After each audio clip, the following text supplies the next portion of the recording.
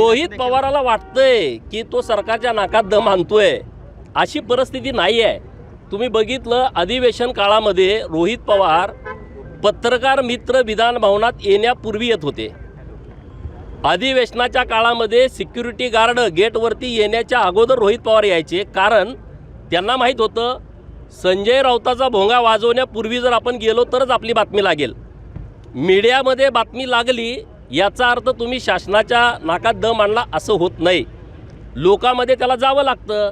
हा सोन्याचा चमचा तोंडात घेऊन जन्माला आलेला बाळ हा लोकात कधी जाणार?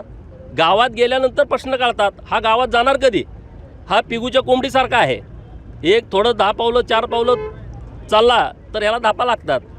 पिगूची कोंबडी तुम्हाला माहीत आहे, आपल्या देशी कोंबडीचं एक वेगळं असतं, ती कुठं बी झाडावर बसते, काही खाते, किडा मुंगी खाते।